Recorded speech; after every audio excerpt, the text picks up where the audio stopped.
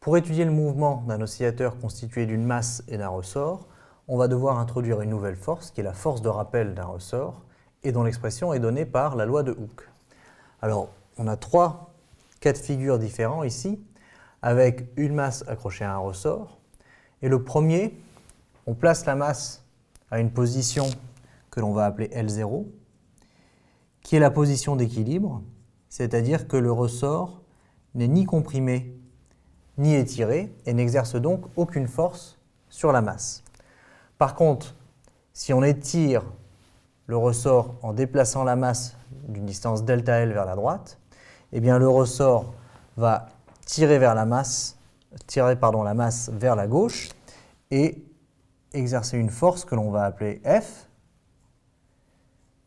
dirigée comme ceci.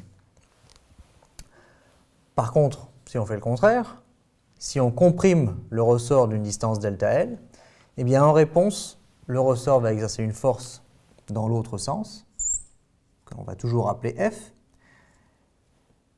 et on voit bien que selon le fait que le ressort soit étiré ou comprimé, la force n'est pas toujours dans le même sens. Alors, on va préciser un tout petit peu notre analyse en appelant ΔL un vecteur, en fait, en disant qu'il y a un sens associé à ΔL, soit on va vers la droite, soit vers la gauche, donc c'est bien logique d'appeler ΔL un vecteur. Et ce que l'on va dire, c'est que la direction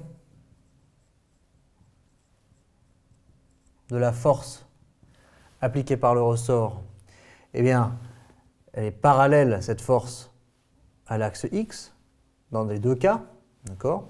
Donc elle est même parallèle à ΔL, mais disons qu'elle est parallèle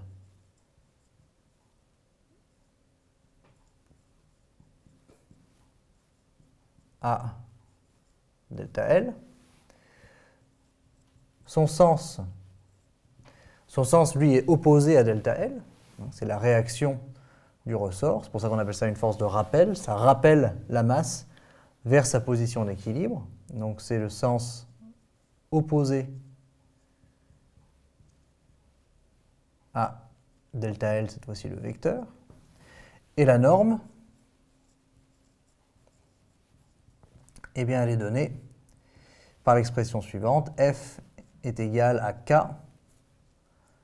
moins K fois ΔL. Alors souvent, on note ΔL X, c'est-à-dire qu'on étire d'une longueur X ou on comprime d'une longueur X. On peut l'appeler comme on veut. Mais ça, sous cette forme-ci, c'est ce qu'on appelle la loi de Hooke, avec K, la constante de raideur du ressort, qui s'exprime en newton mètre moins 1. Donc ce sont des newtons par mètre.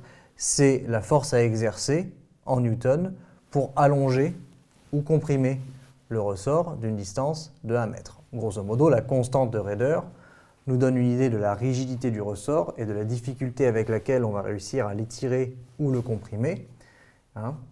Et c'est une nouvelle variable que l'on introduit. On va la mettre, en général, on la met ici, au-dessus du ressort, pour indiquer de quoi on parle.